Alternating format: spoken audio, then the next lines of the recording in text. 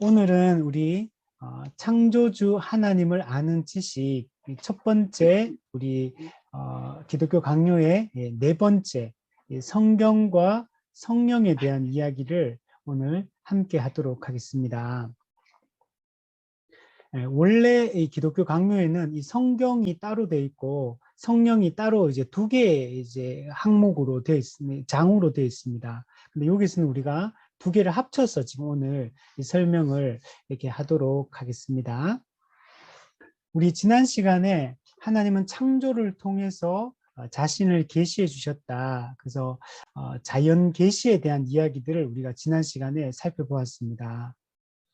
하나님이 어떤 분이신지, 그분이 어떤 속성을 가진 분인지 이 자연을 통해 창조를 통해서 우리에게 드러내 주었습니다. 하나님의 영원하신 신성과 능력이 그 만드신 만물에 분명히 보여 알려졌기 때문에 우리가 이것을 하나님을 모른다, 나는 하나님 몰랐다 이렇게 말할 수가 없다는 겁니다. 아무도 변명하거나 핑계를 댈 수가 없는 것입니다. 근데 인간이 타락했기 때문에 이 자연 계시만으로는 우리가 하나님을 정확하게 알 수가 없습니다. 그래서 하나님은 이 자연 계시가 아니라 성경을 통해 특별 계시인 이 성경을 통해 하나님이 어떤 분이신지 이 실제적 지식을 우리에게 제공해 주고 있는 것입니다. 그래서 우리가 성경을 통하지 않으면 하나님을 절대로 우리가 알 수가 없습니다. 하나님을 아는 바른 지식을 갖기 위해서는 반드시 이 기록된 말씀, 특별 계시, 이 성경을 통해서만 우리가 하나님에 대한 정확한 이해를 우리가 가질 수가 있습니다. 물론 우리는 자연 계시를 통해서도 우리가 정말 하나님에 대한 그 어느 정도 이해를 가질 수 있습니다. 그런데 신에 대한 창조주에 대한 그 어느 정도 이해를 갖게 되지만 근데 문제는 인간이 타락했기 때문에 우리의 양심이 마음이 변질되었고 또 양심이 부패된 상태이기 때문에 이 종교성이 하나님을 아는 이 지식, 신을 아는 이 지식이 엉뚱한 방향으로 이렇게 튀게 되었습니다.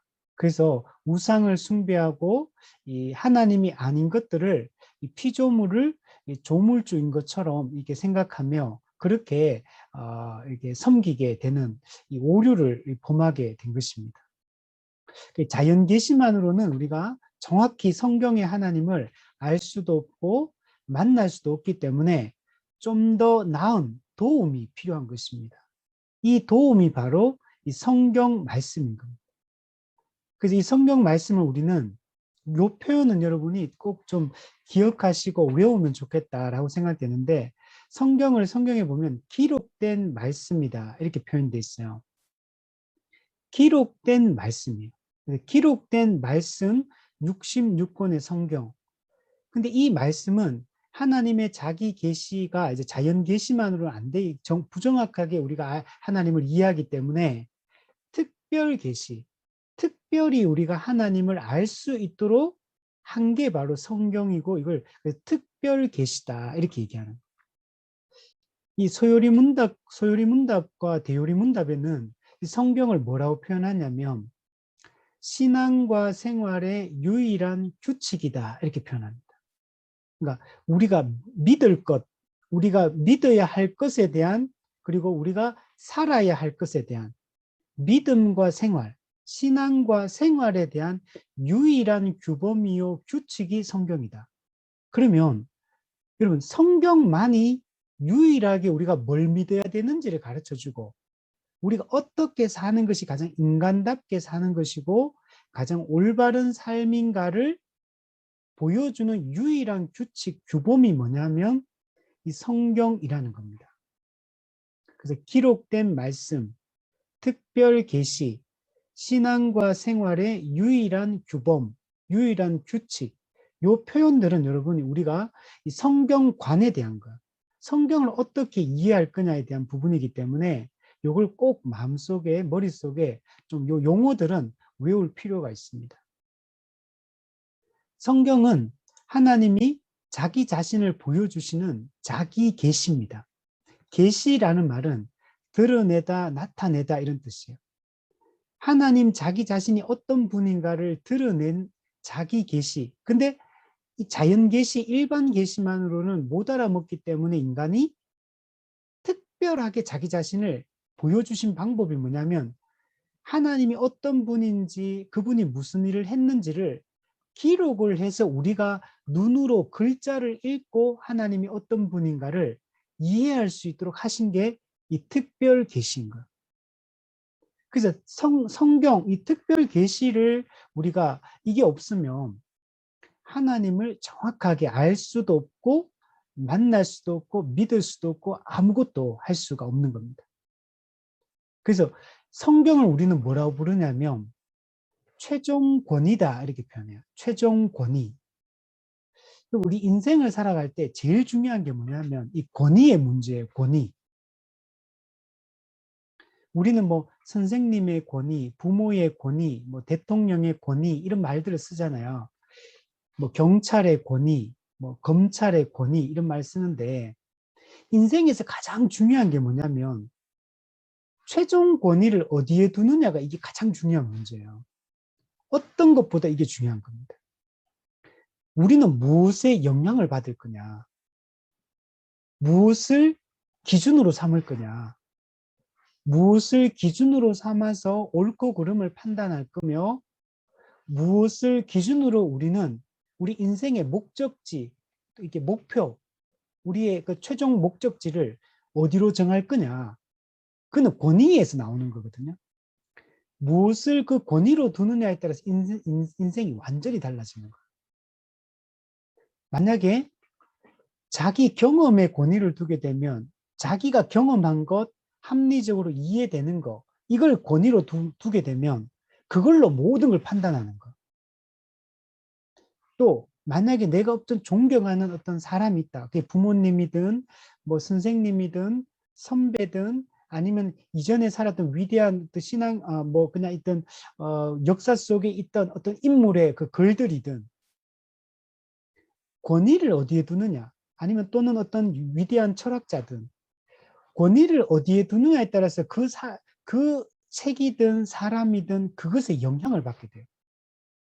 성경은 오직 신앙과 생활의 유일한 규범이 성경이라는 얘기는 성경이 모든 것을 판단하는 기준이고 모든 것의 최종 권위다라는 얘기를 하는 거예요. 그래서 성경을 어떻게 최종 권위로 인정하느냐 인정하지 않느냐, 즉 성경을 살아계신 창조주 하나님의 말씀으로 믿느냐 믿지 않느냐, 이게 모든 걸 결정한다는 거예요. 이걸 진짜 믿는 사람은 성경을 읽고 연구하고 배우고 그 말씀의 가르침에 따라 내 인생을 판단하고 뭔가를 결정하고 선택할 때도 성경의 가르침에 이게 일치하느냐 일치하지 않느냐, 성경의 그 가르침에 따르는 거냐 아니면 반대되는 것이냐, 늘 이걸 생각하게 되는 거예요. 그래서 이 성경의 최종 권위로서의 성경을 우리가 잘 인정하는 게 중요하다. 성경은 하나님의 자기 계시다. 특히 특별 계시다. 인간의 구원과 관련하여서 특별하게 주신 하나님의 자기 계시다. 그래서 특별 계시를 통하지 않으면 절대로 하나님을 알 수 없고 참된 믿음을 가질 수 없다. 여기서부터 모든 게 첫 출발이 되는 거야. 성경의 권위를, 최종 권위를 부정해버리면 기독교는 무너집니다. 신앙생활 하는 게 아무 의미가 없어요. 성경을 재단해서 어떤 건 하나님의 말씀이고 어떤 건 하나님의 말씀 아니고 내가 어떤 거는 받아들이고 어떤 건 받아들이지 않는다? 그러면 기독교인은 아닌 거예요. 기독교인은 성경 66권에 기록된 모든 이 진리의 가르침을 우리는 받아들이고 이것을 진리라고 믿고 그게 내 경험과 합치되지 않을 수 있어요. 우리 철학자들이 하는 말들과 합치되지 않을 수 있어요. 세상의 이 조류, 세상 풍조와 성경의 가르침이 일치되지 않고 반대될 수 있습니다. 근데 그때 어느 것을 따를 거냐, 이게 문제인 거예요. 성경을 살아계신 하나님의 66권의 모두의 말씀을 진리라고 믿느냐 믿지 않느냐. 여기에 인생이 완전히 달라지는 거예요. 그래서 우리는 이 성경이 중요하다. 이 생각을 우리가 꼭 가져야 되고. 근데 만약에 우리에게 성경이 없다고 한번 생각해 보세요. 그러면 우리는 어떻게 되겠습니까? 타락한 인간의 본성을 따라서 이 세상에서 삶이 옳고 그름을 판단하거나 진리냐 진리가 아니냐, 옳은 길이 어디냐, 어떻게 선택하고 판단해야 되냐, 이 모든 기준이 다 사라지는 거예요. 그래서 우리가 뭐 이런 얘기 자주 하잖아요. 우리 무인도에 가면 책 한 권을 들고 갈 수 있다면 무슨 책을 들고 갈 거냐 하면 무조건 성경은 1순위입니다. 1순위. 아니 그냥 뭘 들고 갈 거냐, 아니면 핸드폰을 들고 갈 거냐, 아니면 뭐 집을 들고 갈 거냐, 아니면 뭐 자동차를 들고 갈 거냐, 옷을 들고 갈 거냐. 무인도에 간다면 뭘 들고 가겠습니까, 여러분? 여러분 뭘 선택하겠어요? 저는 무조건 성경이 1순위입니다. 다른 거 아무것도, 물도 없고 핸드폰도 없고 아무것도 없어도 성경책 한 권 있으면 무인도에 살아남을 수가 있는, 영적으로. 무인도에 내 혼자 있더라도 성경책이 있으면 저는 절망하지 않을 수 있는 거예요. 성경책이 있으면 그 무인도에 혼자 있어도 두렵지가 않을 수 있는 거예요. 성경이 없이 만약 인생을 산다고 생각해 보세요. 그럼 성경 없이 살아간 인생을 저는 생각할 수가 없어요. 지금 이제는. 물론 아직도 믿음이 연약하지만 그러나 성경이 없는 제 인생을 저는 생각할 수가 없고, 성경이 없는 이 상황을 생각할 수가 없어요. 근데 인간은 타락했기 때문에 성경이 없으면 그 죄성, 그 타락한 본성, 죄성 때문에 엄청난 오류에 빠질 수밖에 없고 하나님으로부터 멀어질 수밖에 없습니다. 그래서 하나님은 이 진리를 기록해 두신 거예요. 진리를 기록해서 사람들에게 전수되고 성경이 전수가 되고 그 성경을 글이라는 형식으로 우리가 읽고 이해하고 받아들일 수 있도록 하는 게 이게 얼마나 중요한지 몰라요. 그래서 기록된 말씀인 거예요. 기록된 말씀. 성경 66권을 기록된 진리의 말씀으로 받아들이냐 받아들이지 않느냐는 엄청난 결과를, 차이를 만들어내는 겁니다. 그래서 칼빈이 이렇게 얘기해요. 인간의 마음은 하나님을 잊어버리는 대로 빠지기가 얼마나 쉬우며 온갖 종류의 오류에 이끌리는 경향이 얼마나 심하며 새로운 인위적인 종교들을 끊임없이 만들어내고픈 욕망이 얼마나 큰가를 생각해 보면 하늘의 교리가 잊혀지거나 오류를 통해서 사라지거나 사람의 오만함 때문에 왜곡되고 부패하게 되지 않도록 그것들을 기록하여 증거로 남겨두는 일이 얼마나 절실했는지를 잘 알 수 있을 것이다. 인간이 부패한 존재이기 때문에 기록된 진리가 없으면 우리는 그냥 말로만 전해주는 걸로는 안 돼요. 그 잊어버리고 그 왜곡해서 또 생각하고 계속 오류에 빠져버리기 때문에 기록된 말씀을 남겨두고 이것을 통해 사람들로 하여금 무엇이 기준이고 무엇이 옳은 것이고 어느 방향이 옳은 것인가를 정확하게 알려줄 필요가 있는 거예요. 그래서 성경을 기록했다. 이렇게 칼빈이 얘기를 하고 있습니다. 그래서 기독교 강요를 읽어보면 참 칼빈이 비유 이런 것도 참 잘 써요. 제가 칼빈을 기독교 강요를 공부하면서 느끼는 게 뭐냐면, 야, 정말 이 사람 머리가 진짜 비상하다. 이 책이 여러분 1500년대 쓴 책이에요. 근데 지금 시대의 관점에서 읽어도 야, 이게 부족함이 없어요. 지금 관점에서 읽어도 이 시대의 느낌으로 읽어도 이게 다 통해요. 통하고 비유라든지 또 칼빈이 공부를 얼마나 많이 한 사람인지 제가 알겠다고 생각되는 부분이 그 기독교 역사 속에서 교부들의 그 글들을 다 연구했는 것 같아요. 이분이, 칼빈이. 아주 초기 교회 때부터 교부들의 그런 글들, 책들, 그 가르침들 이런 것들을 얼마나 많이 읽고 정리하고 그리고 그것도 인용을 진짜 많이 해요. 인용이 교부들뿐만 아니고 당대 철학자들, 그런 글들, 그리고 그 당시에 유명한 사상가들, 이런 사람들의 이 글들도 엄청 많이 읽었어요. 그래서 그런 인용들이 진짜 많고 그런 인물에 대한 그런 이야기들이 진짜 많이 등장해요. 정말 이게 칼빈 같은 사람은 제가 공부를 하면 느끼는 게 진짜 몇백 년 만에 한 명 날까 말까 한 사람이다. 이게 보통 사람이 아니에요, 이 사람은.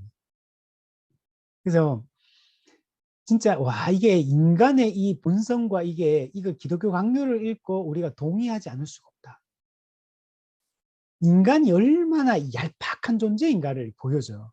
그리고 인간의 이 타락한 본성과 이 죄성과 이 인간의 이 악함을 정말 적나라하게 이게 표현해요. 그래서 이게 정말 할 수 있으면 이 기독교 강요를 다 사가지고 죽을 때까지 반복해서 읽었으면 좋겠다. 저도 이제 제대로 공부를 안 했는데 이제 다시 이제 보면서 야, 정말 이게 내용이 좋다. 그래서 이 기독교 강요를 정말 다 읽고 여기 있는 내용들을 우리가 어느 정도 파악하고 숙지하게 되면 우리 인생사에서 만나게 되는 고민거리들, 의문들, 질문들, 의심들, 회의감들, 이 모든 것에 대해 답할 수 있겠다. 물론 이제 성경을 보면 다 답할 수 있는데 우리가 기독교 강요도 진짜 인간의 본성과 이 세상의 이 구조, 세상의 이 본질, 그 다음에 신앙의 본질, 이런 것들을 얼마나 이게 잘 보여준지 몰라요. 우리는 인생을 살면서 정말 고민하는 것들이 많잖아요. 회의감이 들 때도 많고, 의심이 들 때도 많고, 옳고 그름을 분별하지 못해서 뭘 해야 될지 방황할 때도 많고, 이런 게 많은데, 그래서 우리는 늘 이게 오류와 고민과 정말 이런 것들을 쌓여 사는데, 정말 이 성경과 이 기독교 강요 이런 것들 우리가 공부를 하면, 정말 이런 부분에 대해서 충분한 답들이 제시가 되고 있다. 저도 이번에 다시 또 기독교 강요를 공부하면서 제 나름 개인적으로 고민하는 문제들이 있었거든요. 벌써 한 2가지 정도가 풀렸어요. 이 답이 다 있더라고요. 읽으면서. 벌써 이게 답이 있고, 제가 그 고민했던 게 다른 책들을 아무리 뒤져봐도 이런 부분에 대해서 이게 말해주는 책을 제가 못 만났었는데, 이번에 기독교 강요 읽으면서 제 고민하는 지점에 대해서 거기에 대한 그 주제에 대한 그 내용이 나오더라고요. 그래서 와, 이런 거 이미 다 칼빈이 다 얘기했는데 제가 좀 꼼꼼히 읽었으면 다 옛날에 알았을 텐데 그 생각이 들더라고요. 진짜 이게 좋더라고요. 자, 시간이 없으니까 빨리 넘어가야 돼요. 자, 1번. 왜 성경을 읽어야 하는가? 하나님께서는 앞서 얘기했던 것처럼 창조를 통해 자연 계시를 통해 자신이 계시했지만 자연 계시만으로는 하나님을 정확히 알 수가 없기 때문입니다. 인간은 타락으로 인하여 본성이 부패했기 때문에 하나님을 아는 지식, 즉 이걸 신의식 또는 신관념이라고 했잖아요. 하나님을 아는 지식. 이걸 자꾸 어떻게 하냐면 이거 억압을 해요. 억압. 자꾸 이것을 인간이 본성 자체가 타락했기 때문에 하나님께 가까이 나아가거나 하나님을 알아가는 모든 것들을 계속 억압하고 짓밟고 자꾸 이거 없애버리려고 하는 속성이 있어요. 인간 마음속에. 이거는 배후의 사단이 인간을 그렇게 배후에서 이렇게 푸시하는 그런 측면도 있지만 모든 게 사단 때문이라고 할 수 없어요. 인간은 자유의지를 가진 존재거든요. 타락한 인간 스스로가 자기 본성 자체가 하나님을 아는 지식을 억압하고 점점 더 뒤틀어 버리는 거. 이게 인간이 정말 얼마나 타락했고 악한 존재인가를 보여줍니다. 그렇기 때문에 이 자연 계시만으로는 정확한 하나님에 대한 이해에 이룰 수가 없는 겁니다. 그렇기 때문에 더 분명한 계시가 이런 필요한 겁니다. 그래서 특별 계시인 성경을 여러분 주신 겁니다. 그럼 하나님은 성경 속에서만 분명하게 어떤 분인지가 완벽하게 드러나 있어요. 완벽하다기보다는 성경도 여러분, 성경은 하나님 인간의 구원과 관련하여 우리가 알아야 될 지식들을 주신 게 성경이에요. 그렇다면 진짜 그 창조주 하나님은 성경보다 여러분 또 이꼴입니까? 아니면 하나님보다 성경보다 더 큰 분입니까? 하나님은 성경보다 더 큰 분이에요. 성경은 인간의 구원과 관련하여 특별히 자신을 드러낸 부분을 말하는 거지 하나님 자체가 성경 자체인 건 아니에요. 인간이 알아야 될 그 지식들을 기록해 둔 게 성경이지. 그러면 진짜 하나님은 성경에 드러나 있는 하나님보다 더 크신 분인가? 수학보로 따지면 이렇게 더 크신 분인가? 그래서 그렇지만 성경은 우리가 꼭 알아야 될 하나님에 대한 지식과 우리가 구원을 얻는 지식을 얻는데 충분히 자기 자신을 이 성경을 통해서 계시해 주신 것입니다. 하나님을 아는 충분한 지식에 이르는 유일한 방법은 여러분 특별 계시인 성경뿐입니다. 그래서 사람들이 막 돛닦고 막 어떤 경험이나 체험을 하고 자꾸 신비적인 방법, 뭐 자꾸 뭐 입신하려고 그러고 환상을 보려고 하고 뭐 직통 계시를 받으려고 하고 자꾸 뭔가를 체험하고 하려고 하는 이런 모든 시도들이 다 여러분 허무한 것들입니다. 그런 걸로 하나님을 그렇게 알 수 있는 게 하나님 그런 식으로 자신을 드러내지도 않고 그는 매우 주관적인 영역이고 매우 오류가 많은 그런 부분. 그래서 그런 거 막 좋아하면 안 돼요. 하나님이 특별 계신 성경을 통해 자신을 드러냈기 때문에 우리는 성경에 집중해야 돼요. 성경을 통하여. 근데 나중에 보면 이제 성경과 성령이잖아요. 성령의 조명하심을 통하여 우리가 성경을 이해를 할 수가 있는 겁니다.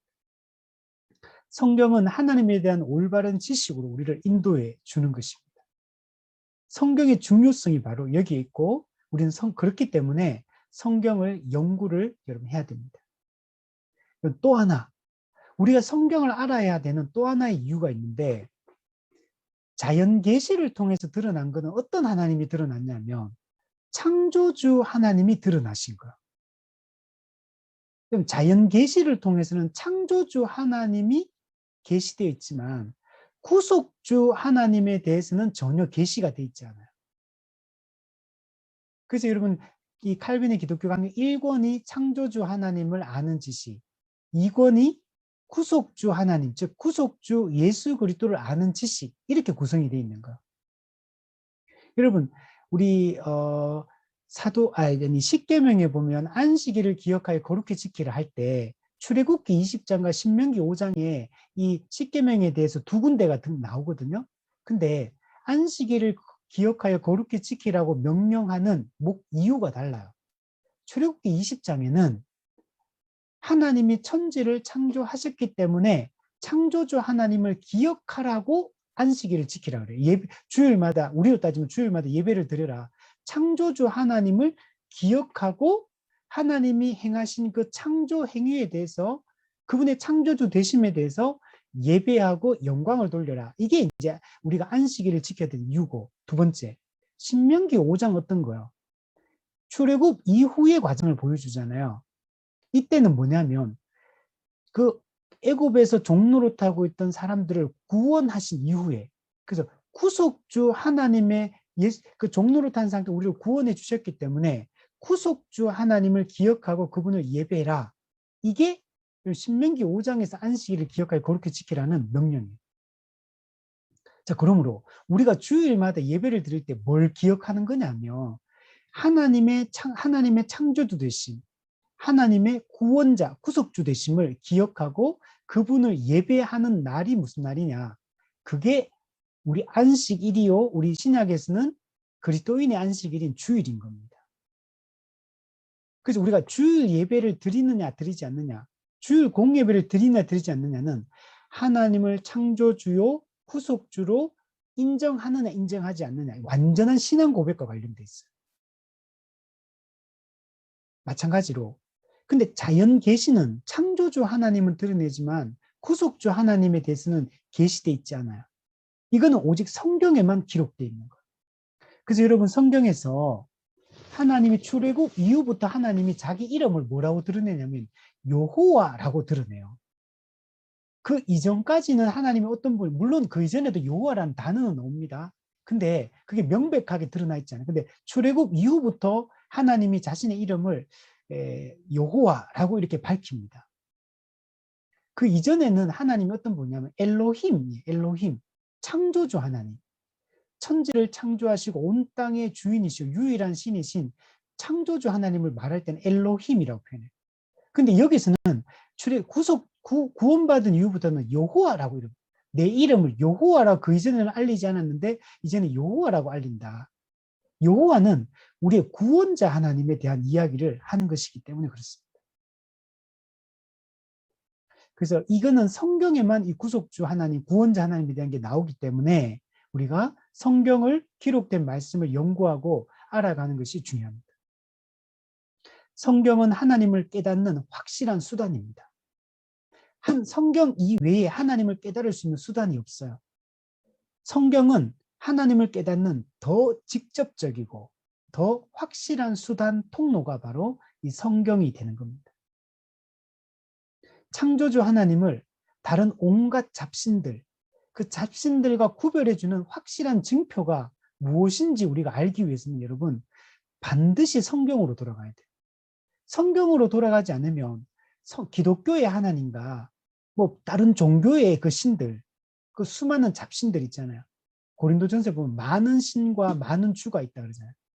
사람들이 만들어내고 고안해낸 하나님을 향한 종교성이 엉뚱한 곳으로 튀어서 만들어진 수많은 신과 수많은 주들, 그것과 하나님의 뭐가 다르냐? 다른 종교의 사람도 어떻게 생각합니까? 너희는 하나님 믿고 우리는 알라신 믿고 우리는 부처님 믿고 우리는 무슨 뭐 제우스를 믿고 다 그렇게 생각하잖아요. 그래서 서로 인정해 주자. 너희만 잘났다. 너희만 독단적으로 독선적으로 배타적으로 기독교의 하나님 유일한 하나님이고 예수님만이 유일한 구세주고 그런 얘기 하지 마라. 왜 자꾸 이게 다양성을 자꾸 이렇게 무너뜨리고 왜 너희만 독선적으로 그렇게 배타적으로 그런 얘기를 자꾸 하냐. 다른 종교에는 구원이 없다 이런 얘기하고 다른 종교가 왜 그렇게 자꾸 평화를 깨뜨리고 왜 자꾸 통합하고 일치하고 서로 인정해주고 서로 각자의 그 장점들을 또 이게 인정해주고 그렇게 안 하고 왜 그러냐 기독교는. 이게 종교 다원주의잖아요. 그럼 타 종교는 서로를 다 인정해요. 근데 기독교는 인정을 안 해. 기독교는 유일하다. 하나님만이 유일한 신이고 오직 성경만이 유일한 신의 말씀이고 오직 예수 믿는 것 외에는 구원받지 못한다. 이게 성경의 가르침입니다. 근데 이걸 기독교는 타협할 수가 없는 겁니다. 왜냐하면 다른 신이 다 가짜기 때문에. 그걸 알기 때문에. 이걸 부정할 수가 없어요. 성경 위에 다른 경절, 뭐, 이거 코란, 이런 거 뭐 인정할 수가 없는 거. 우리가 여기에 대해서 확고한 생각들을 가져야 돼요. 자, 그래서 이 성경만이 그걸 정확하게 보여줍니다. 그래서 칼빈이 이렇게 얘기해요. 성경의 제자가 되지 않고서는 어느 누구도 올바르고 건전한 교리를 조금도 맛볼 수 없다는 것을 유념해야 합니다. 성경 이외를 다른 걸 통해서는 절대로 알 수 없다는 것. 칼빈은 또 이렇게 얘기합니다. 기록된 말씀을 그런데 귀담아 듣는 사람들은 별로 없다. 대부분의 사람들이 자신들의 허망함 속에서 날뛰고 있다. 야, 제가 이 구절을 보면서 오늘날하고 참 똑같다 이런 생각을 했습니다. 기록된 말씀을 귀담아 듣는 사람들이 별로 없다. 그 당시는 더더욱 그랬죠. 왜냐하면 중세 로마 카톨릭의 사람들 찌들어 있는 사람들이었기 때문에 종교교육을 따르는 사람들이 많이 일어나긴 했지만 그러나 전체적으로 보면요. 여러분 수많은 잡신과 무신론자, 그 당시는 무신론자들이 별로 없죠. 대부분 다 이제 로마 카톨릭을 믿고 이랬죠. 근데 진짜 기록된 진리의 말씀을 있는 그대로 받아들인 사람은 별로 없다. 대부분의 사람들이 자신의 그 허망한 타락한 인간의 본성으로부터 나오는 그 허망함 속에서 막 날뛰고 있다는 거예요. 날뛰고 있다. 또 이렇게 얘기해요. 그런데 칼빈은 근데 이해는 된다. 왜 이해되냐면 어둠 속에서 출생하는 사람들이 그들의 무감각 속에서 더욱더 완악해지는 것은 이상한 일이 아니다. 야, 정말 본질을 꿰뚫고 있어. 완전히 바울이 보면.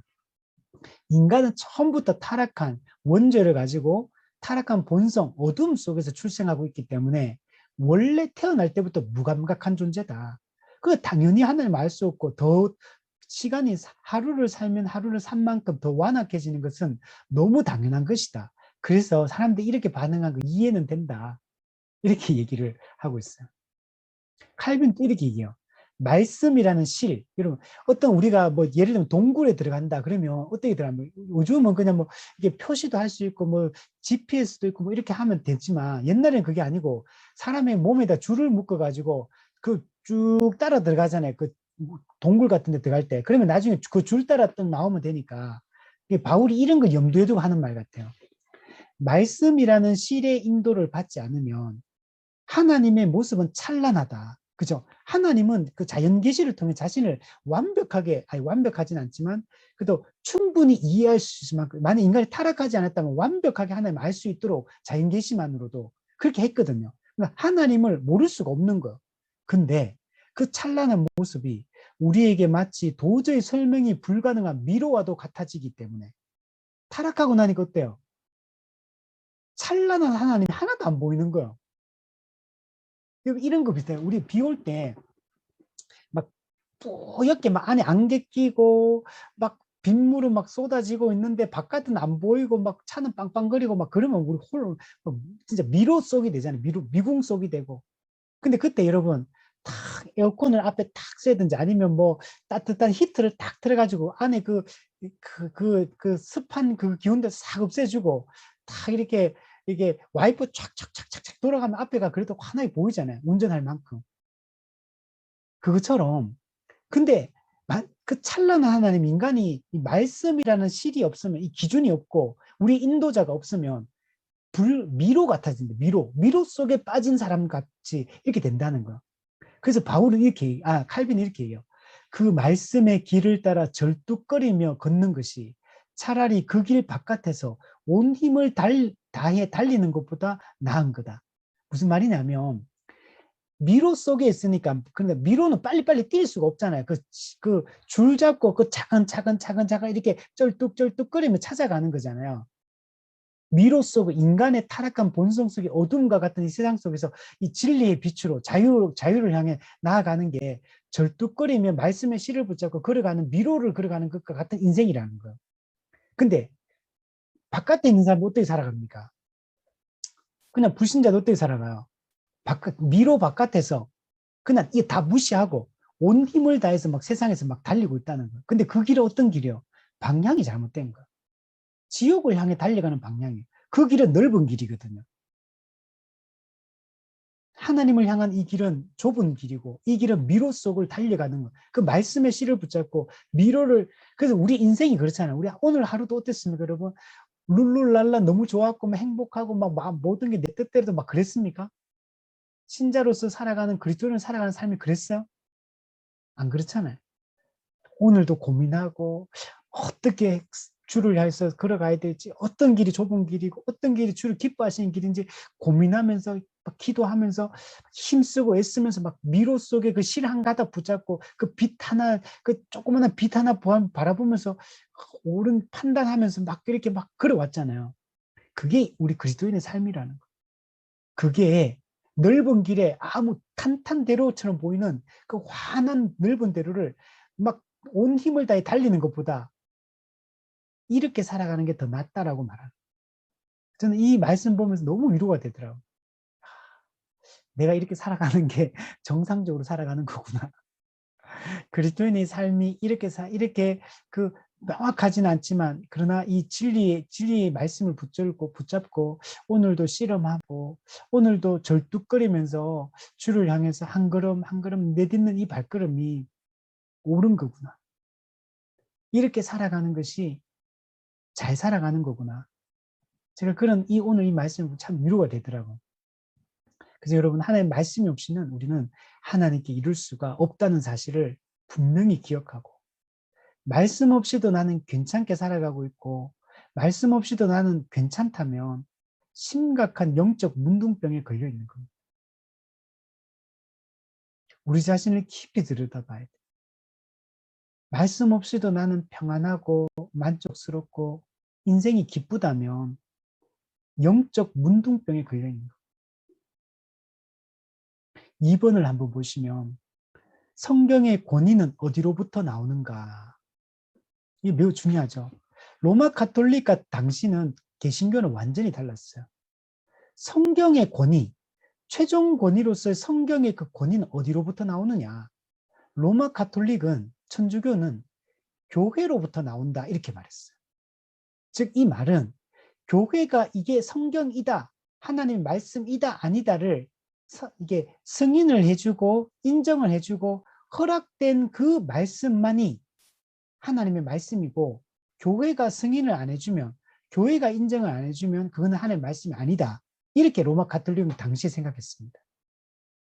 이건 지금도 마찬가지.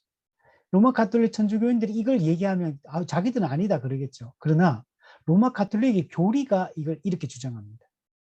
교리적으로 로마 가톨릭은 교회가 최종 권위, 성경의 권위를 말로는 거부 안 해요. 근데 교회가 최종 권위의 자리에 앉아 있어요. 지금 이미. 그 교황이 앉아 있고 로마 천주 교회가 그 자리를 차지하고 있어요. 그래서 천주 교회는 성경의 가르침 없는 것들도, 예를 들면 마리아 승천설, 마리아 무호설, 교황 무호설, 이런 거 성경에 없잖아요. 근데 이런 거 교리 만들어냈잖아요. 어떻게? 교회가 공적으로 교회 회의를 통해서 이걸 선언해버리는 거. 그러면 그게 성경에는 없는 건데 자기들 교리는 이게 있는 거예요, 지금. 그러면 누가 더 높아요? 성경이 더 높습니까? 교회 회의, 교회의 결정이 더 높은 권위를 가집니까? 교회의 결정이 훨씬 높아요, 권위가. 이 얘기하면 천주교인들 절대로 안 받아들일 거예요. 근데 실제로 이렇게 하고 있어요. 그렇잖아요. 성경에 없는 수많은 것들을 로마 가톨릭 만들어내고 그걸 따르고 믿고 있잖아요. 그게 자기들이 교회의 결정이 성경의 권위보다 더 높다는 거, 이걸 인정하는 증거인 거죠. 로마 가톨릭은 교회를 하나님이 제정한 어떤 신적 기관이라고 생각해요. 물론 이제 교회는 매우 중요하죠. 교회는 삼위 하나님의 구원 경륜의 목적이기 때문에 우리에게도 교회는 매우 중요하고, 교회는 모든 것의 최종 절정이요, 목적이에요. 맞아요. 근데 그렇다고 해서 교회가 뭐의 교회냐? 이 땅에 있는 교회는 불완전한 교회예요. 보이는 교회는, 지상교회는 이런 불완전합니다. 그래서 종교개혁 전통이 뭐예요? 교회는 계속 개혁돼야 된다. 교회 종교회의의 그 교회들의 결정이라 할지라도 오류가 있을 수 있다. 우리 웨스트민스터 신앙 고백서 공부할 때 있었는데, 교회 결정들도 오류가 있다. 잘못된 결정을 내릴 수 있다. 지상교회는 불완전하다. 그래서 항상 개혁돼야 된다. 이게 종교개혁 전통에서 교회를 이해하는, 지상교회를 이해하는 이게 중요한 방식이거든요. 근데 로마 가톨릭은 교회는 오류가 없는 것처럼, 뭔가 교황이 결정하면 뭔가 오류가 없는 것처럼 이렇게 생각을 하는 것입니다. 그래서 칼빈은 로마 가톨릭의 주장에 대해서 성경의 권위를 인간의 판단에 기초하여 인정하는 것이기 때문에 이거는 잘못된 것이다 라고, 칼빈은 로마 가톨릭과 엄청나게 이 문제를 가지고 싸워요. 이 잘못됐다. 성경에 이런 게 어딨냐. 이거는 성경을 부정하는 것과 같은 것이다. 그런데도 로마 가톨릭은 절대로 받아들이지 않죠. 그래서 당시에 로마 가톨릭과 개신교 간에 여러분 전쟁이 얼마나 많았는지 몰라요. 종교개혁 당시에. 근데 그 당시에는 여러분 지금 생각하면 그래도 전쟁하면 안 되지. 여러분 그게, 이 당시는 여러분 우리 시대의 개념을 생각하면 안 돼요. 그 당시는 당장 그 사람들이 잡아가 죽이는 상황이에요. 내 목숨을 위협하는 상황이에요. 잡아가가 화형시키고 죽이고 마녀라고 마녀 사냥하고 막 그런 시대예요. 근데 여러분 내 목숨을 죽이려고 하는데 그냥 당하고 있는 거 아니요. 여러분 살인도 여러분 합법적 상황이 있어요. 그 세 가지 상황이 있거든요. 사형, 이게 공적 법적 판결을 통해 사형을 내리는 경우, 그리고 정당방위, 사람 간에도 내 목숨을 위협하고 나를 죽이려고 할 때 내가 그것을 방어하는 과정 속에서 다른 사람이 죽을 수도 있어요. 사실 그렇게 될 수 있잖아요. 그런 정당방위 같은 경우에는 이거는 성경에서는 살인이라고 보지 않습니다. 또 하나가 합법적 전쟁. 이건 침략 전쟁은 불법적 전쟁이기 때문에 침략 전쟁은 안 되고, 침략 당했을 때 방어 전쟁 같은 경우는 그때는 싸워야 되죠. 예를 들면 6.25 전쟁 때 이게 당시에 기독교인들도 많았잖아요. 근데 총 칼 들고 나와 싸우는 거예요. 왜? 그게 나와 우리 목숨과 우리 사람들을 살리고 살리는 방법이기 때문에 그때는 싸워야 되는 거죠. 예를 들면 지금 전쟁이 일어났다. 예를 들면 전 세계에 지금 3차 세계대전이 일어났는데 그때 저도 이제 징집 명령이 왔어요. 그래서 저도 이름이 불려가지고 군대 입대해라. 그러면 이제 가야 되잖아요. 그러면 가면 저한테 총을 줄 거고, 그러면 저는 우리 반대되는 그 적과 이제 전쟁에 투입되겠죠. 그러면 저쪽에서 막 막 총 쏘면서 달려와요. 그럼 저는 어떻게 할까요? 저도 총 쏠 겁니다. 저는 양심의 가책 없이 총을 쏠 겁니다, 그때. 근데 물론 이제 그 총은 이제 그 전쟁을 할 때도 인도적인 그 있죠. 포로라든지 아니면 항복하는 사람에 대해서나 또 무자비하거나 가혹하게 하지 않고 그 고통을 줄이는 방식으로 전쟁을 해야 되죠. 그런 원칙들은 있지만, 그러나 나를 죽이려고, 우리 가족을 죽이려고, 우리 이웃을 죽이려고 달려오는데 총을 쏘고 대포를 쏘는데 우리는 그냥 당해야 되는 건 아니잖아요. 그죠? 그래서 이런 경우에는 이제 괜찮은 거죠. 자, 로마 가톨릭 교회는 여러분 영생에 대한 모든 약속은 인간의 판단으로 결정되고 그 판단에 의존한다. 교회가 결정하면 된다. 이렇게 보는 거예요. 그게 뭐라고 얘기하냐면 이렇게 말해요. 교회가 모든 일에 권위를 지닌다. 이렇게 주장합니다. 그러니까 로마 가톨릭은 천주 교회의 그 권위를 엄청나게 높여놓은 거예요. 교회의 권위를. 교회는 물론 권위가 있어요. 매우 중요합니다. 교회는 매우 권위가 있지만 성경보다 권위가 있는 건 아니에요. 그래서 아까 제가 얘기했듯이 최종 권위를 교회에 두느냐 성경에 두느냐, 이게 당시의 칼빈과 로마 가톨릭의 이 중요한 쟁점이었던 겁니다. 이 교회의 권위에 두고 무조건 복종해 이렇게 명령하니까 오류가 있는데 자기들이 그 오류를 인정하지 않는 거예요. 그 무지한 당시의 백성들을 얼마나 많이 속이고 이렇게 했는지 모르고. 로마 가톨릭이 주장하는 것처럼 성경의 권위는 교회로부터 나오는 게 아니라 성령의 증언, 성경 그 자체의 증언으로부터 나오는 거예요. 성경이 권위가 어디로부터 나오냐? 성경이 진리라는 사실, 성경이 유일한 진리라는 사실이 뭐가 그걸 증명하냐면 성경 자체가 그걸 증명하고 성령님이 증언해 주시는 거. 성령의 내적 증언을 통해 성경이 살아계신 하나님의 유일한 말씀이요, 성령의 영감으로 기록되기 때문에 오류가 없는 진리의 말씀이다 라는 걸 증언해 준다는 거. 그러면 이제 사람들은 말하겠죠. 에이, 그 성경이 사람이 기록한 건지 누가 뭐 지어낸 건지 어떻게 아냐. 성경 그 자체가 말이 되는 소리냐. 그게 증거는 객관적인 증거여야 되지. 이렇게 사람들 주장하고, 성령이 내적으로 증언해 준다? 그거 어떻게 믿냐. 성령이 내한테 증언해 주는 건지 내가 주관적으로 생각하는 건지 그거 어떻게 믿냐. 또 이렇게 주장을 할 수도 있어요. 그러면서 성경 스스로가 말하는 거 말고 객관적인 뭔가 눈에 보이는 증거를, 성경이 진리라는 사실을 눈에 보이도록 해달라. 사람들은 자꾸 이걸 주장을 해요. 네, 그렇게 말한다면 증거는 없습니다. 그런 식의 증거는 없어요. 여러분, 하나님이 존재하는지 보여달라. 그러면 내 믿겠다. 그런 증거는 없습니다. 하나님은 영이시기 때문에 눈에 보여줄 수도 없고 만지게 할 수도 없어요. 그러나 우리가 앞서 얘기했잖아요. 여러 가지 지지난 시간에 우리가 얘기했잖아요. 우리가 인간이 타락했기 때문에 하나님을 못 알아보는 거지. 하나님이 존재하지 않기 때문에 하나님 못 알아보는 게 아니에요. 하나님이 존재한다는 사실이 불명확하기 때문에 못 알아보는 게 아니고, 인간이 완전하게 타락해서 인간이 영적인 감각을 완전히 상실해 버렸어요. 감각을 상실하는데 만 10% 상실했다, 50% 상실했다 이런 게 아니고 전적 타락, 전적 무능력, 100% 상실해버린 거예요. 인간이 영적으로 완전히 눈에 완전히 비늘이 씌어가지고 아무것도 못 보는 상태에 있어요. 영적인 이 소경, 영적 문둥병에 걸려서 그 고통을 감지하지 못하듯이 하나님의 존재를 전혀 인지를 못하는 거예요. 근데 자꾸 보여달라고, 인지하게 해달라고. 그 인지하지 못하게 하는 하나님이 무능력해서가 아니고 인간이 전적으로 타락하고 부패했기 때문에 그래서 못 알아보는 거예요. 그래서 어떻게 하냐, 알아볼 수 있도록 성경을 주신 것이고 성령님을 보내주신 거예요. 그래서 여러분, 거듭나지 않은 사람한테 하나님이 존재한다는 사실을 보여달라. 성경이 진리고 하나님의 살아계신 하나님의 말씀이라는 증거를 대달라. 증거 못 됩니다. 될 수가 없어요. 왜? 부패한 인간을 알아볼 수가 없기 때문에. 아무리 얘기를 하고 이게 증거다 이렇게 증거를 성경 자체의 증언과 성경의 내용과 성경의 모든 그 성경의 통일성과 그리고 성령의 내적 증언, 이거는 거듭난 자에게만 주어지는 거기 때문에 이거는 우리가 다른 방식으로 이것을 객관적으로 증명할 수가 없어요. 그러나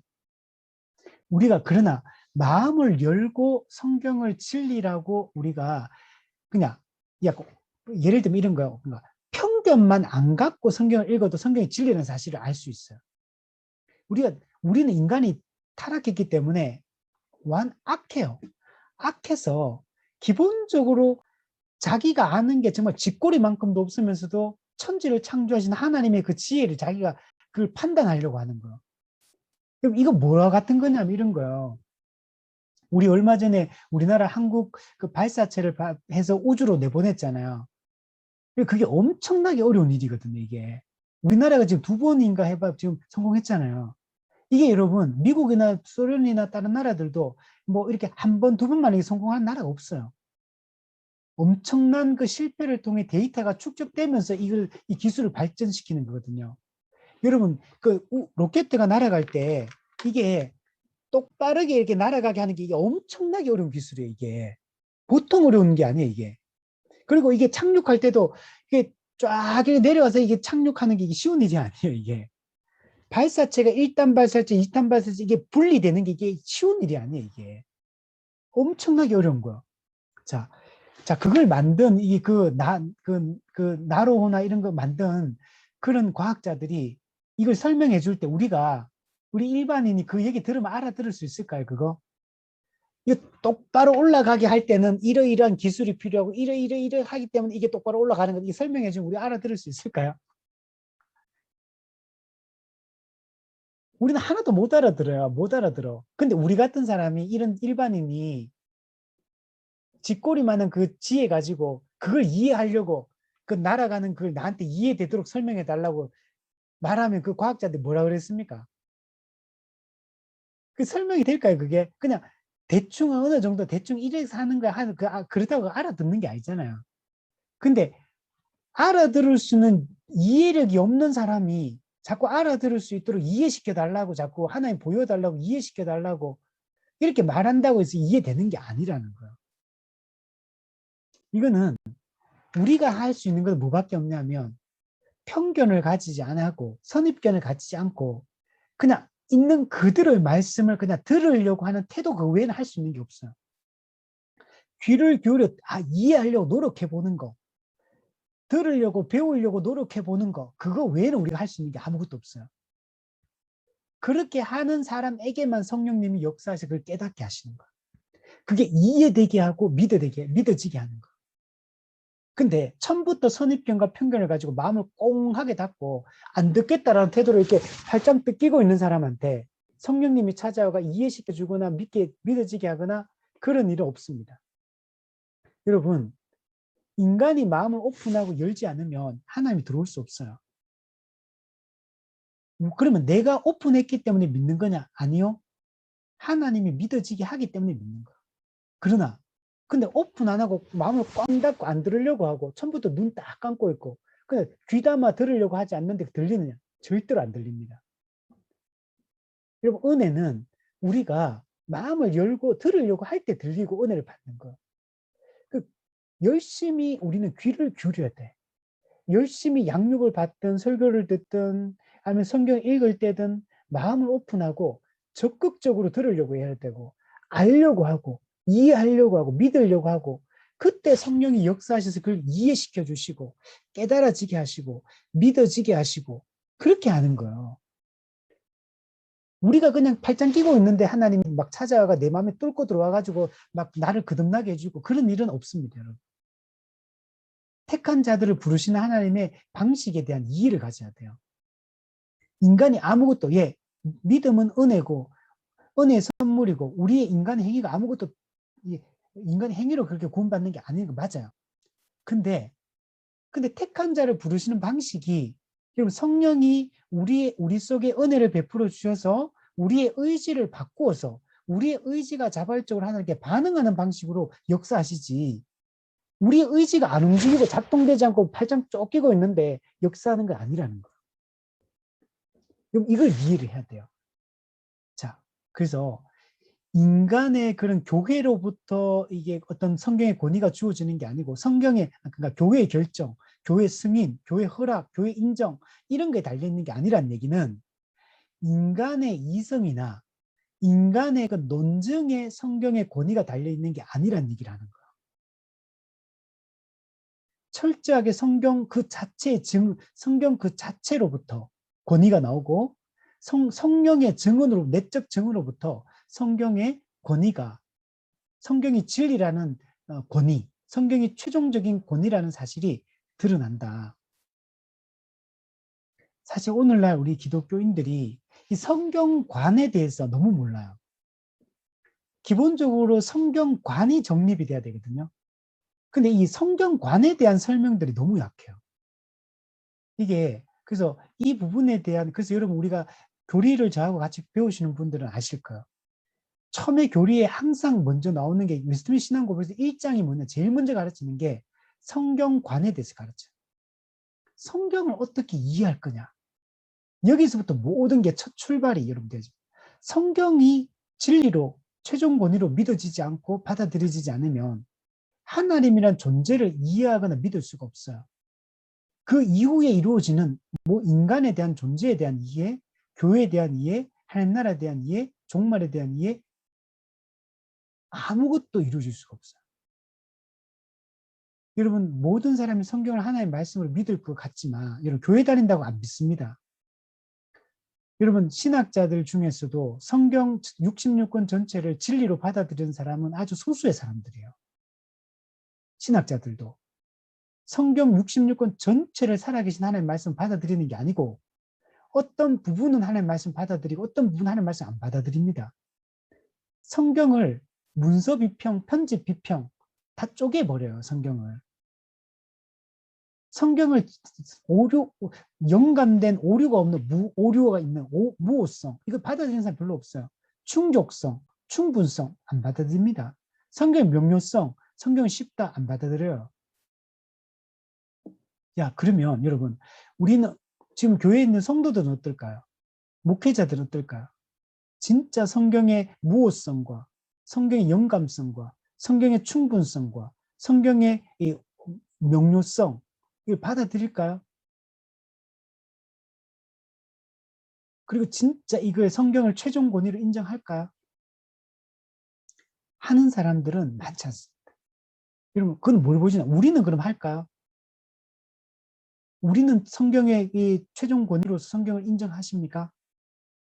만약 정말 우리가 성경을 최종 권위로 인정한다면 우리는 모든 판단을 성경의 기준으로 판단할 거예요. 성경의 가르침에 일치하는 일치하지 않는다를 모든 인생에서 가장 중요한 기준으로 삼을 거예요. 내 경험도 아니에요. 근데 우리가 생각해 보면요. 저도 마찬가지고 우리는 얼마나 경험에 근거하는지 몰라요. 사람들의 말과 세상에 이 돌아가는 세상의 이 구조에 세상 풍조에 우리 여론에 휩쓸려서 우리가 뭔가를 판단할 때가 얼마나 많은지 몰라요. 이 성경이 최종 권위로서 우리가 인정이 안 되는 거예요. 어떨 때는 아니 저는 믿는데요. 말은 믿죠. 하나님 말씀을 믿는데요. 근데 행동은 그렇게 안 하잖아요. 실천적으로는 안 믿는 거예요. 최종 권위를 인정 안 하는 거예요. 여러분 성경을 최종 권위를 인정하는데 이렇게 성경을 안 보고 설교를 안 듣고 양육도 안 받으려고 그러고 그럴 수 있을까요? 성경 없이도 어떻게 이렇게 거뜬하게 살아갈 수 있느냐는 거예요. 성경을 최종 권위를 절대로 인정하는 게 아니에요. 그래서 우리 자신을 깊이 들여다봐야 돼요. 물론 이거는 저를 포함하는 겁니다. 여러분 제가 저를 제외하는 말이 아니에요. 성경 없이 우리는 살 수 없는 존재다. 진짜 이것을 체감해야 되고 진짜 믿어야 되고 진짜 우리 생활을 성경의 기준에 따라 하려고 우리는 발버둥을 쳐야 되는 거예요. 네, 우리 제가 오늘 너무 길게 하는 것 같아요. 너무 길게 해서. 그래서 오늘은 아마 다 못하고 성경에 대한 얘기만 오늘 하고 다음 주에 우리 성령에 대한 얘기는 3번을 한번 보도록 하겠습니다. 하늘로부터 오는 음성을 강조하는 주관주의자들의 잘못은 무엇인가? 네. 이 주관주의자들은 그러니까 자신의 어떤 주관적 경험이나 어떤 체험, 신앙적 체험 이런 것들을 이제 강조하는 사람들을 얘기를 합니다. 그래서 이 사람들은 자꾸 하늘로부터 오는 음성을 자꾸 강조를 합니다. 내가 기도하다가 이런 음성을 들었는데, 뭐 이렇게 내가 이런 걸 체험했는데, 내가 이렇게 어떤 환상을 보았는데, 뭐 내가 뭐 이렇게 기도 가운데 입신을 했는데, 뭐 이런 걸 주장하는 분도 있잖아요. 그러니까 객관적 진리가 우리에게 다 주어졌는데, 여러분 이게 우리 중요한 게 뭐냐면 66권 성경이 신구약 성경이 기록되면서 더 이상의 계시는 없는 겁니다. 하나님이 더 이상 계시가 완결되고 종결되었기 때문에 계시가 완성되었기 때문에 하나님이 인간에게 더 이상 뭔가를 알려줘야 될 게 더 이상 없다는 얘기예요. 하나님이 우리가 알아야 될 모든 것들을 성경이 이미 기록해서 다 주셨다는 거예요. 그래서 여러분 요한계시록 22장 맨 마지막에 가면 이런 내용이 있어요. 그러니까 더하면 너희 재앙을 더할 것이고 또 뭐 너를 빼면 하나님 나라 이름을 뺀다. 뭐 이런 말 있잖아요. 가감하지 말라. 기록된 말씀 이외에 하나님이 나한테 뭔가 특별한 말씀을 주신 것처럼 가감하면 안 된다는 거예요. 더해서도 안 되고 성경에 있는 가르침을 빼고 없애서도 안 되고 우리는 그래서 종교개혁자들이 했던 아주 중요한 원칙이 뭐냐면 성경이 가는 데까지 가고 성경이 서는 데 선다. 이게 중요한 종교개혁의 원리예요. 성경이 최종 권위이기 때문에 성경이 말하면 나도 말하고 성경이 말 안 하면 나도 말 안 하고 성경이 가면 나도 가고 성경이 안 가면 나도 안 가고 더하지도 말고 빼지도 말고 있는 그대로의 성경 말씀을 성경 전체를 그 가르침들 우리는 받아들여야 되는 거예요. 어떤 말씀은 나한테 위로가 되고 뭐 도움이 되니까 받아들이고 어떤 말씀은 나한테 부담이 되니까 이거는 거부하고 그러면 안 된다는 거예요. 우리는 66권에 기록되어 있는 말씀의 그 가르침들을 그 전부를 받아들이고 있는 그대로를 받아들여야 돼요. 어떤 것도 우리는 보통 어떻게 하냐면 성경에서는 예를 들면 한 10만큼 강조하는데 나는 한 20만큼 강조하는 거. 또 예를 들면 성경은 이렇게 뭐 어떤 거는 또 이렇게 성경은 아주 많이 강조 90% 뭐 100% 강조하는데 나는 한 10만%만 강조해요. 이것도 잘못된 거야. 우리는 성경이 중요하게 여기면 나도 중요하게 여기고 성경이 별로 관심 없고 중요하게 안 여기면 나도 중요하게 여기면 안 돼요. 우리는 성경이 말하는 거, 강조하는 거, 강조 안 하면 강조하지 말고 강조하면 강조하고 나도 이렇게 해야 되지. 근데 우리 목회자들이 이 실수를 많이 저지르는 부분 이 부분이에요. 성경은 그 부분에 대해서 아주 많이 강조하는데 강조를 안 해. 성경은 반복해서 가르치는데 안 가르쳐. 또 어떤 거는 성경은 거기에 대해서 아무 말도 안 하는데 자기가 자기 논리를 만들어서 세상적인 관점에서 자꾸 어떤 논리를 만들어서 얘기를 해요. 성경이 그 부분에 관심이 없는데 자꾸 그 부분을 강조해서 얘기를 해요. 이거는 성경을 왜곡시키는 거예요. 여러분 성경은 너무나 뚜렷하거든요. 여러분 성경은 어렵습니까? 쉽습니까? 여러분 성경은 당연히 쉬워야 됩니다. 여러분 한번 생각해 보세요. 성경 진짜 어려운지 증거를 대볼까요? 어려운지 안 어려운지. 하나님이 여러분 도둑질 하라 그럽니까? 하지 마라 그럽니까? 하나님이 주일 공예배 지키라 그럽니까? 안 지키라 그럽니까?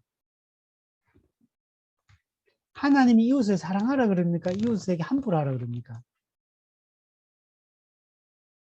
하나님이 자기 생명을 소중하게 여기라 그럽니까? 함부로 여기라 그럽니까? 하나님 부모를 공경하라 그럽니까? 함부로 하라 그럽니까? 하나님이 직장을 선택할 때 주일날 예배도 못 드리고 그냥 돈만 많이 주는데 그런 데 따라가라 그럽니까? 아니면 주일 하나님을 잘 섬기고 하나님께 영광이 되는 직장을 선택하라 그럽니까? 하나님이 불신자와 결혼하라 그러면 신자와 결혼하라 그럽니까? 불분명한 게 있나요? 여러분 한번 질문해 보세요. 제가 대답해 볼게요. 성경에서 이 헷갈리는 거 한번 얘기해 보세요. 제가 성경적으로 한번 대답해 볼게요. 성경이 진짜 어렵게 말하는지, 하나님의 뜻이 애매모호한 게 있는지. 하나님은 너무나 명백하고 선명하게 다 얘기했어요. 성경에서 그럼 이런 건 있죠. 주님의 재림의 때가 언제입니까? 2022년 12월 22일 뭐 이런 겁니까? 그런 건 없어요. 그죠? 성경은 우리가 꼭 알아야 되는 건요. 반복해서 얘기하고 쉽게 얘기하고 비유를 설명해가 우리가 이해할 수 있도록 설명해주고 알아듣도록 설명하고 우리 눈높이에 맞춰서 설명해주고 다 그렇게 강조하고 반복하고 그렇게 설명해요. 꼭 알아야 될 거는. 그러면 하나님의 주된 메시지를 우리가 이해하는데 어렵습니까? 쉽습니까? 하나님은 우리한테 강조하는 메시지가 쉬워요? 어려워요?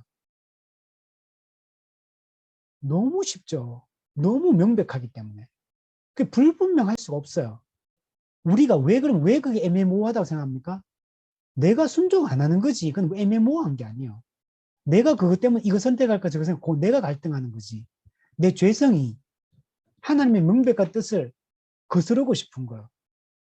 하나님의 뜻대로 나는 안 하고 싶은 거예요. 나는 이거 하고 싶거든. 난 죄 짓는데 하고 싶은데, 나는 그거 하고 싶은데, 하나님 하지 마라. 그러니까 자꾸 헷갈린다 그래. 헷갈리는 게 아니고 자기가 순종 안 하는 거죠. 근데 우리가 몰라도 되는 거에 대해서는 하나님 말 안 합니다.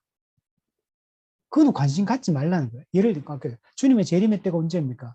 너희가 알 바 아니요. 그 날과 그 때는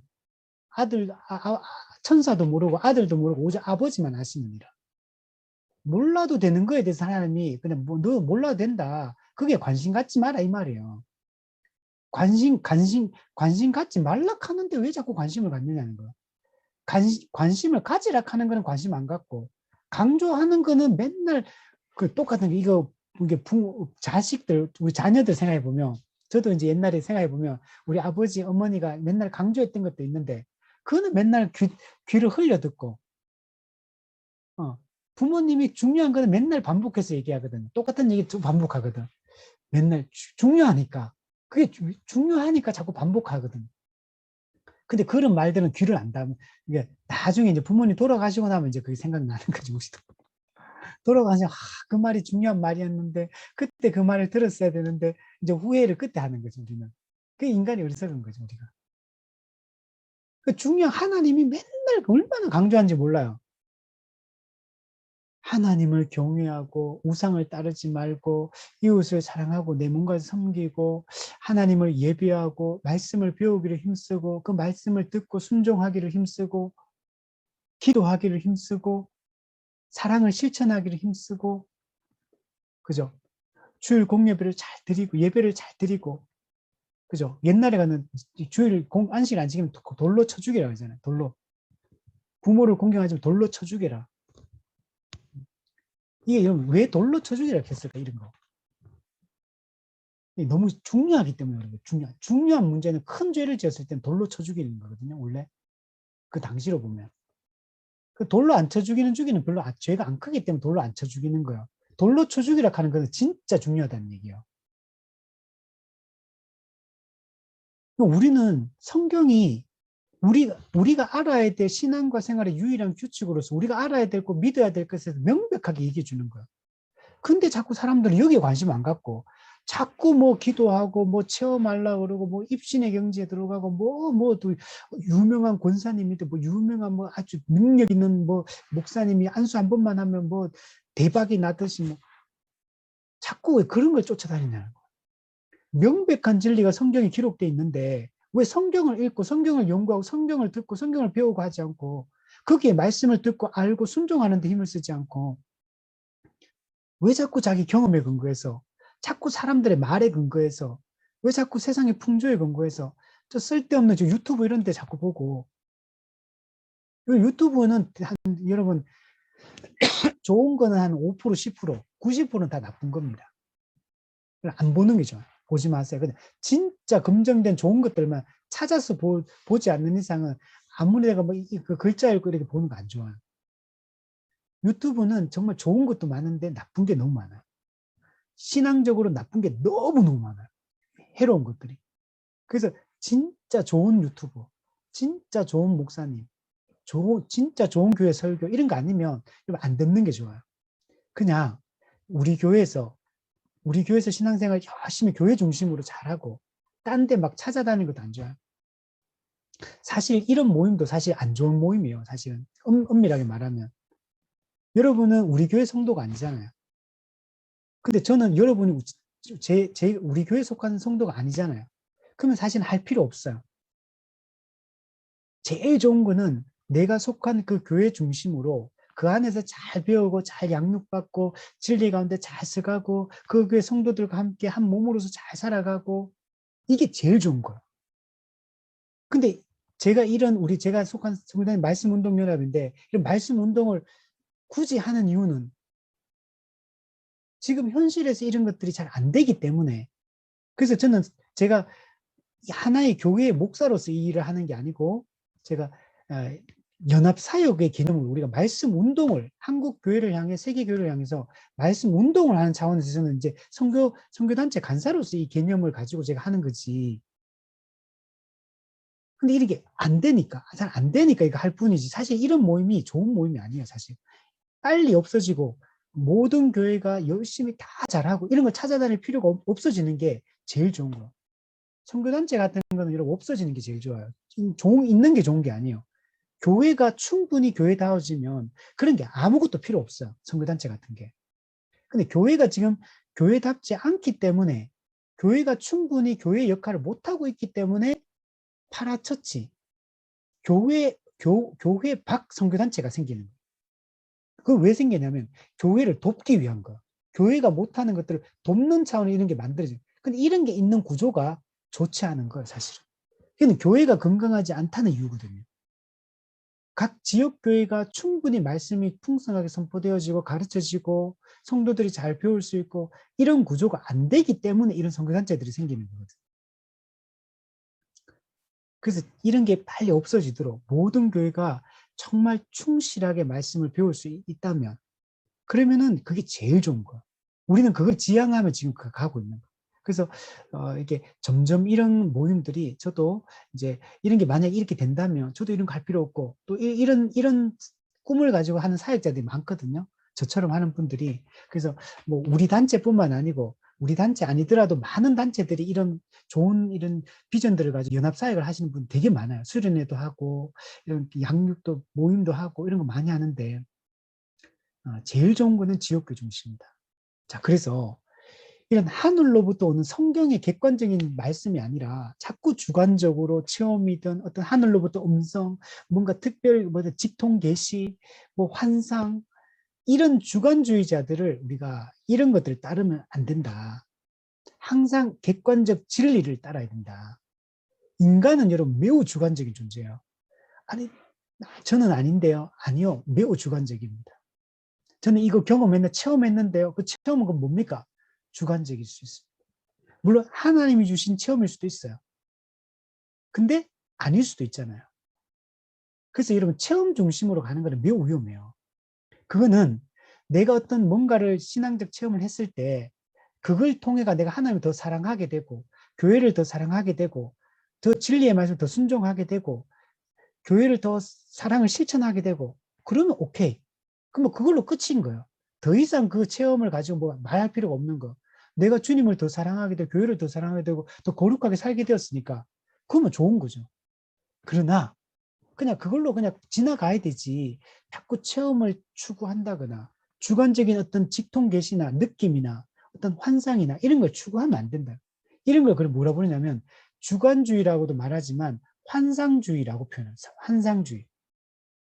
기독교 안에 이런 용어들이 많아요. 우리가 잘못된 신앙, 나중에 열광주의 이런 것도 할 텐데, 이 잘못된 게 많아요. 신비주의 이런 것도 있고, 뭐 율법주의 이런 것도 있고, 정적주의 이런 것도 있고, 행동주의 이런 것도 있고, 이런 게 다 잘못된 것들이에요.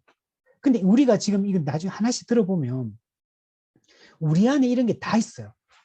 얼마나 우리가 이게 왜곡된 형태로 우리가 신앙을 이해하고 있고 신앙생활을 하고 있는지, 그죠? 그 중에 하나가 이 주관주의예요.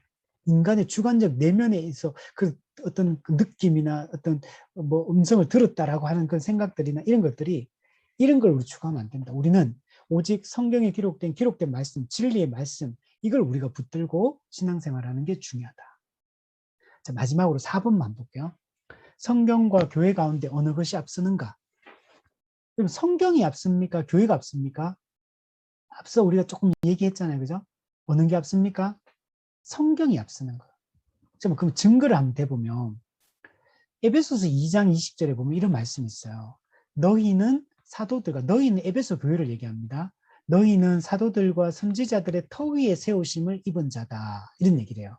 자, 그러면 교회의 기초가 뭐냐? 터라는 얘기는 기초를 얘기하거든요.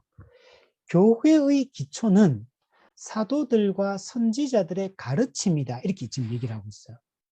자, 그러면 교회가 앞섭니까? 사도와 선지자의 가르침이 앞섭니까?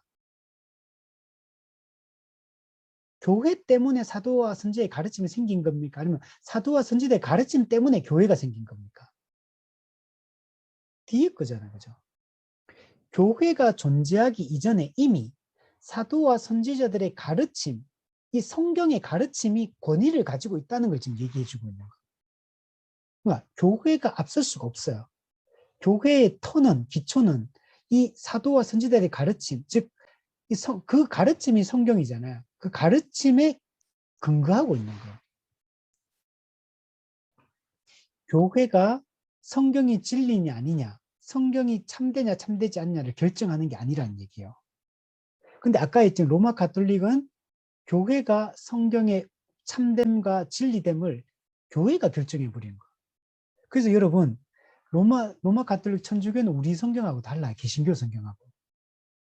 뭐가 있습니까? 여러분, 천주교 성경을 보신 분은 아실 텐데 우리 성경에는 없는 성경이 덧붙여져 있어요. 그걸 외경이라고 하거든요. 외경. 성경 66권 이외에 경전이라고 말하는 외경이라는 게 있어요. 외경. 로마 가톨릭 성경에는, 천주교 성경에는 외경들이 덧붙여져 있습니다. 그래서 66권이 아니고 제가 정확하게 몇 권인지는 모르겠는데 하여튼 추가로 더 있습니다. 근데 여러분, 성경 66권은 구약의 39권은 이미 예수님 이전에 이미 정경, 이게 영감된 하나님이 주신 말씀이다라고 이미 예수님 이전에 확정이 돼 있었습니다.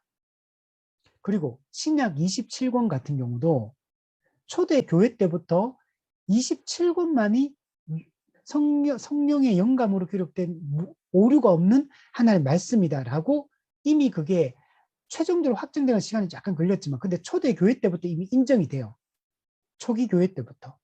그래서 66권만이 성경의 유일한 정경이다. 유일한 하나님의 오류가 없는 영감으로 기록된 말씀이다라는 게 초대 교회 때부터, 초기 교회 때부터 이미 인정되어 왔던 거예요. 이걸 가지고 가타부타, 이게 옳니 그러니 이거 뺄까 말까 인간이 결정한 게 아니에요. 성경은. 66권은 성령의 영감으로 기록되었고 하나님의 그 능력과 은혜로 이 66권의 진리가 보존되도록 하신 거예요. 그게 지금까지 내려오고 있는 거예요. 그래서 여러분, 우리 사람에 의해서 이게 결정된 게 아니다. 교회의 동의와 승인이 있어야지만 성경의 권위가 생기는 게 아니고 무게를 가지는 게 아니다. 성경은 영원하고 침범할 수 없는 여러분 절대적 진리예요.